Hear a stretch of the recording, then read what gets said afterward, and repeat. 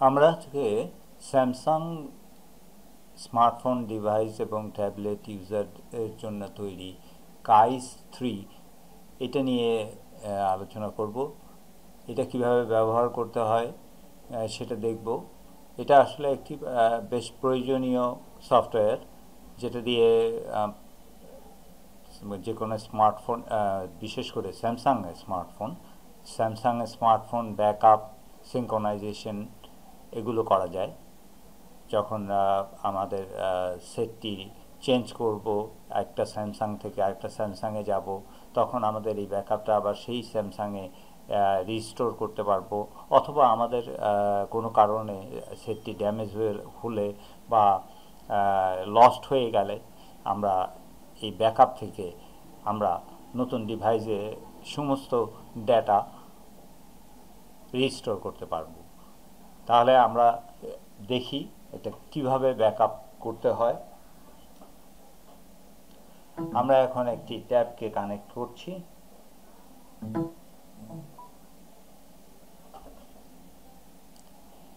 এখানে দেখাচ্ছে কানেক্ট হয়ে গেছে।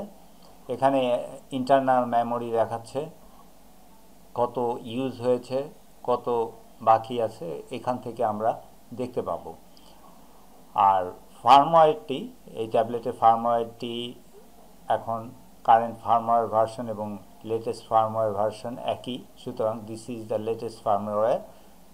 যদি এর পরে কোনো ফার্মওয়্যার বের হয় তাহলে এখানে সেই ফার্মওয়্যার আপডেটের জন্য নোটিফাই করবে।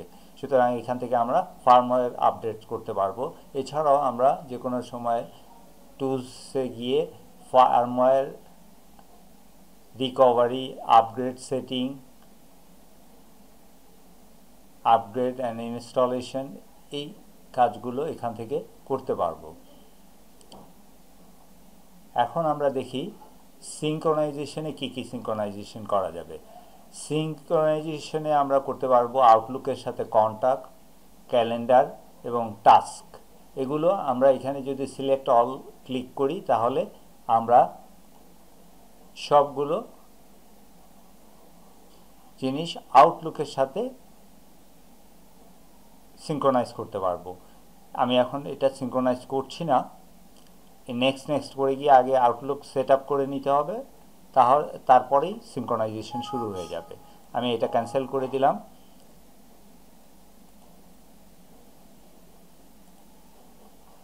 এখন আমরা দেখি ব্যাকআপ আমরা করতে পারবো।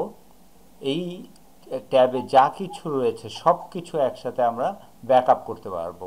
এই ব্যাকআপ বাটনটি ক্লিক করার সাথে সাথেই ব্যাকআপ শুরু হয়ে যাবে এবং এই সমস্ত ডাটাগুলো সব অ্যাপ্লিকেশন ইন্টারনাল মেমোরিতে যা রয়েছে সেগুলো ringtone, miscellaneous internet file, photos, music, videos, call log, planner, message, memo, contact, which is very important. না, আমাদের জন্য এগুলি খুবই ইম্পর্ট্যান্ট।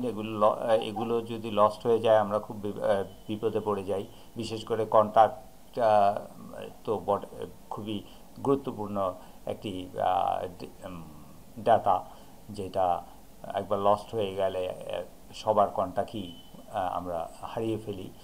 এখন এটা ব্যাকআপ রাখলে যেটা হচ্ছে যে আমরা রিসেট করলে যে ডিভাইস থেকে মুছে গেল আমরা রিস্টোর করতে পারবো। কিভাবে রিস্টোর করব? রিস্টোরে এখানে ক্লিক করলে আমরা রিস্টোর দেখতে পাচ্ছি।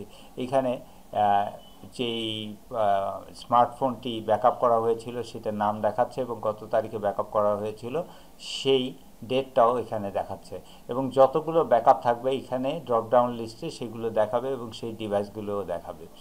আমরা এই contact, message, planner, call log এই জিনিসগুলো এখন রিস্টোর দেওয়ার সাথে সাথেই আমার এই ট্যাবে চলে আসবে। আমি এখন এই ট্যাবে এই ডাটাগুলো আনতে চাচ্ছি না, তাই আমি রিস্টোরটা করলাম না, কিন্তু প্রসেসটা আমরা সবাই বুঝে ফেলেছি যে কিভাবে রিস্টোর করতে হয়। তো এই হচ্ছে মোটামুটি ব্যাকআপের অপশন গেল।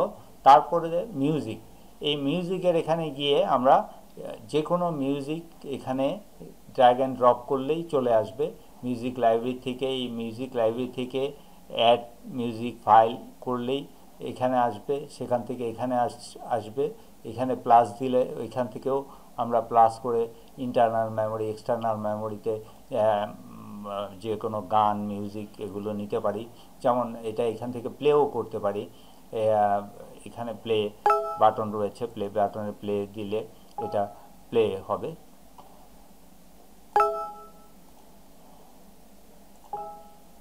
জাস্ট এইটুকুই রয়েছে।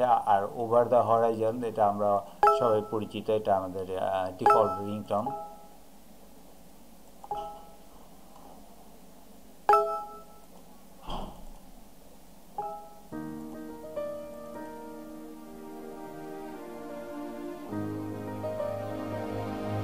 Default ringtone.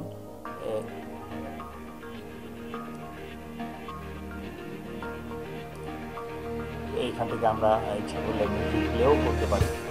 এই হচ্ছে আমরা যা যা করতে পারি সবই এখানে দেখা যাচ্ছে রয়েছে। এরপরে যেটা করতে পারি, ফটো এখানে যেগুলো রয়েছে সেগুলো আমরা তো ব্যাকআপেও নিতে পারি, আবার এখান থেকেও নিতে পারি। এবং এখানে আবার ফটো যেগুলো আমাদের মনে হয় ডেস্কটপ থেকে ট্যাবে নিব বা স্মার্টফোনে নিব, সেটাও এখান থেকে আমরা করতে পারবো। তাহলে আমরা দেখতে পাচ্ছি এটি খুবই গুরুত্বপূর্ণ একটি সফটওয়্যার, যারা স্যামসাং ফোন ইউজ করি আমরা বাসায় যখনই আসবো তখনই পিসিতে অন্তত সপ্তাহে 2 দিন ব্যাকআপ যদি রেখে দিই, তাহলে আমাদের ডিভাইসে যতগুলো ইনফরমেশন নতুন যোগ হলো সেগুলো এখানে ব্যাকআপ হিসেবে থেকে যাবে। তো এই হচ্ছে কাইজের মোটামুটি কাজ। আর টুলসের কাজ তো আমি আগেই বলেছি। আরেকটা জিনিস হচ্ছে, নতুন ডিভাইস কিনতে গেলে এটা তো লাগবেই, যেহেতু টোটাল ডাটা যদি আমরা ট্রান্সফার করতে যাই, তাহলে এই কাইজের মাধ্যমে খুব সহজেই এবং খুব দ্রুত এই কাজটা আমরা করতে পারবো। সমস্ত ডাটা আমরা এক ডিভাইস থেকে আরেক ডিভাইসে নিয়ে যেতে পারবো। ধন্যবাদ।